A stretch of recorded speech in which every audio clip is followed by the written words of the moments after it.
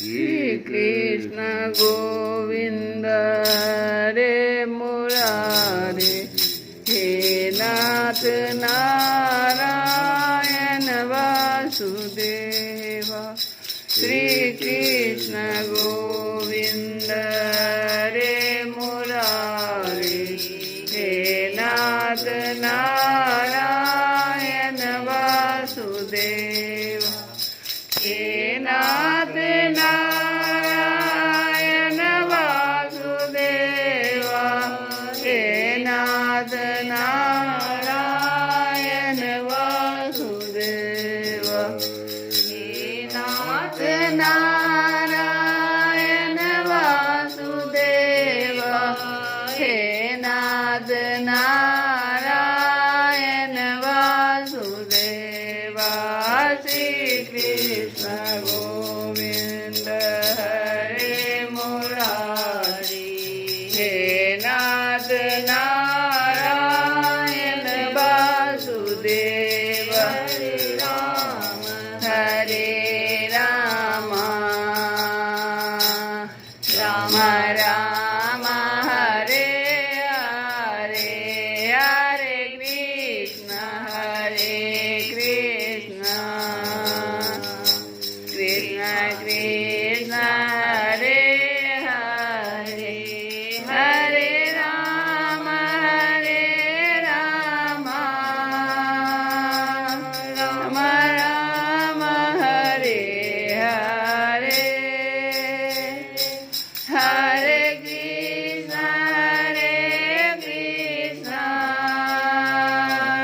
कृष्ण कृष्ण हरे हरे, हरे राम राम राम हरे हरे, हरे कृष्ण कृष्ण कृष्ण हरे हरे। श्री कृष्ण कल की कथा में सुने हम लोग कि भगवान राजाओं को अपनी मन की बात भली बात सुना करके और कहे कि तुम आत्मा में ही रमन करो, भजन करो, और व्रतों का जिस आश्रम में हो उस आश्रम के योग्य व्रतों का पालन करते रहो। अंत में तुम लोग मुझ ब्रह्म स्वरूप को ही प्राप्त हो जाओगे। श्री सुखदेव जी कहते हैं, परीक्षित, भुवनेश्वर भगवान श्री कृष्ण ने राजाओं को यह आदेश देकर उन्हें स्नान आदि कराने के लिए बहुत से स्त्री पुरुष नियुक्त कर दिए।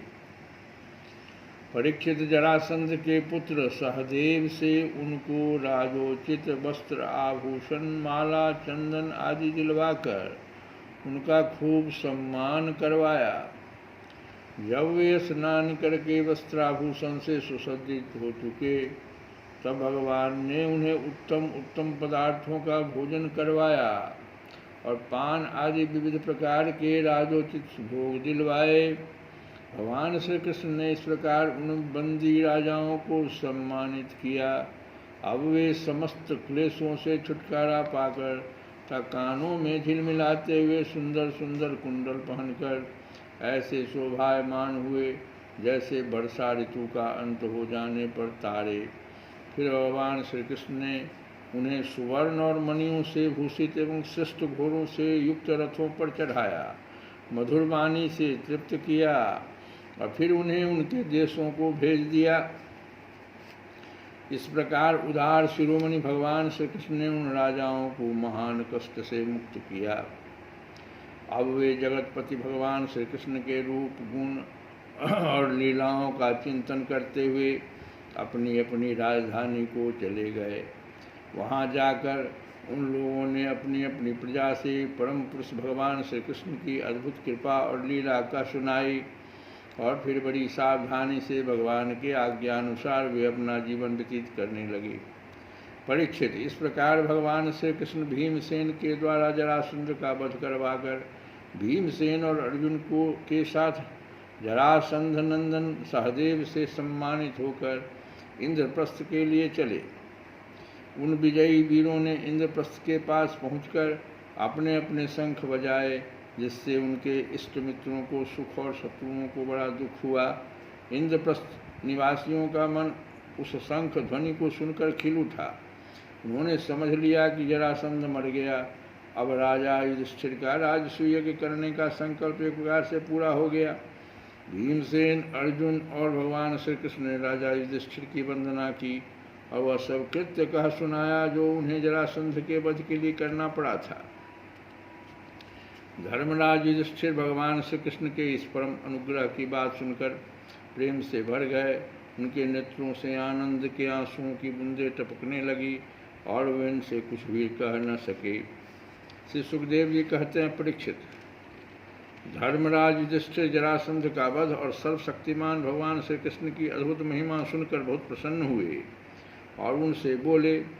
धर्मराज युधिष्ठिर ने कहा, सच्चिदानंद स्वरूप श्री कृष्ण, त्रिलोकी के स्वामी ब्रह्मा, शंकर आदि और इंद्र आदि लोकपाल सब आपकी आज्ञा पाने के लिए तरसते रहते हैं, और यदि वह मिल जाती है तो बड़ी श्रद्धा से उसको शिरोधार्य करते हैं। अंततः हम लोग हैं तो अत्यंत दीन, परंतु मानते हैं अपने को भूपति और नरपति।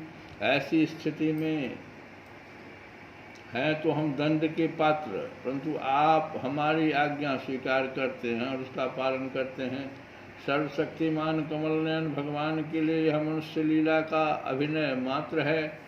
जैसे उदय अथवा अस्त के कारण सूर्य के तेज में घटती या बढ़ती नहीं होती, वैसे ही किसी भी प्रकार के कर्मों से न तो आपका उल्लास होता है और न तो ह्रास ही, क्योंकि आप सजातीय, विजातीय और स्वगत भेद से रहित स्वयं परम ब्रह्म परमात्मा हैं, किसी से पराजित न होने वाले माधव। यह मैं हूँ और यह मेरा है तथा यह तू है और यह तेरा, इस प्रकार की विकार युक्त भेद बुद्धि तो पशुओं की होती है। जो आपके अनन्य भक्त हैं उनके चित्त में ऐसे पागलपन के विचार कभी नहीं आते, फिर आप में तो होंगे ही कहाँ से। इसलिए आप जो कुछ कर रहे हैं वह लीला ही लीला है। श्री सुखदेव जी कहते हैं, परीक्षित, इस प्रकार कहकर धर्मराज युधिष्ठिर ने भगवान श्री कृष्ण की अनुमति से यज्ञ के योग्य समय आने पर यज्ञ के कर्मों में निपुण वेदवादी ब्राह्मणों को ऋत्विज, आचार्य आदि के रूप में वर्ण किया।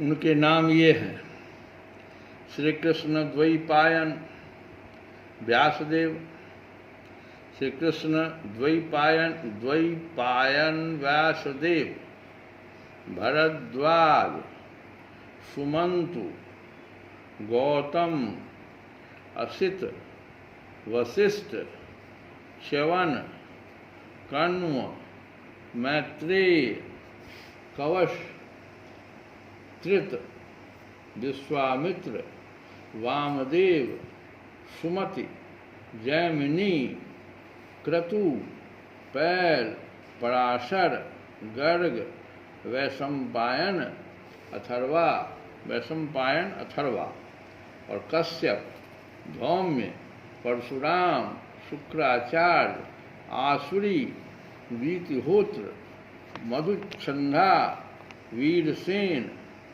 और अकृतव्रन। इतने लोग वेदवादी ब्राह्मणों को यज्ञ के कर्म में निपुण ऋत्विज, आचार्य आदि के रूप में युधिष्ठिर ने वर्ण किया भगवान की अनुमति से। इनके अतिरिक्त धर्मराज ने द्रोणाचार्य, भीष्म पितामह, कृपाचार्य, धृतराष्ट्र और उनके दुर्योधन आदि पुत्रों और महामति विदुर आदि को भी बुलाया। राजन, राजसूय यज्ञ का दर्शन करने के लिए देश के सब राजा, उनके मंत्री तथा कर्मचारी, ब्राह्मण, क्षत्रिय, वैश्य, शूद्र सबके सब वहाँ आए। इसके बाद ऋत्विज ब्राह्मणों ने सोने के हलों से यज्ञ भूमि को जुतवाकर राजा युधिष्ठिर को शास्त्रानुसार यज्ञ की दीक्षा दी। प्राचीन काल में जैसे वरुण देव के यज्ञ में सबके सब यज्ञ पात्र सोने के बने हुए थे, वैसे ही युधिष्ठिर के यज्ञ में भी थे। पांडुनंदन महाराज युधिष्ठिर के यज्ञ में निमंत्रण पाकर ब्रह्मा जी, शंकर जी, इंद्रादि लोकपाल अपने गणों के साथ सिद्ध और गंधर्व, विद्याधर, नाग, मुनि, यक्ष, राक्षस, पक्षी, किन्नर, चारण, बड़े बड़े राजा और रानियां सभी उपस्थित हुए। सबने बिना किसी प्रकार के कौतूहल के यह बात मान ली कि राजसूय यज्ञ करना युधिष्ठिर के योग्य ही है, क्योंकि भगवान श्री कृष्ण के भक्त के लिए ऐसा करना कोई बहुत बड़ी बात नहीं है। उस समय देवताओं के समान तेजस्वी याजकों ने धर्मराज युधिष्ठिर से विधि पूर्वक राजसूय यज्ञ करवाया, ठीक वैसे ही जैसे पूर्व काल में देवताओं ने वरुण से करवाया था। सोमलता से रस निकालने के लिए महाराज युधिष्ठिर ने अपने परम भाग्यवान याजकों और यज्ञ कर्म की भूल चूक का निरीक्षण करने वाले सदस्पतियों का बड़ी सावधानी से विधिपूर्वक पूजन किया। अब सभासद लोग इस विषय पर विचार करने लगे कि सदस्यों में सबसे पहले किसकी पूजा अग्र पूजा होनी चाहिए। जितनी मति उतने मत, इसलिए सर्वसम्मति से कोई निर्णय न हो सका।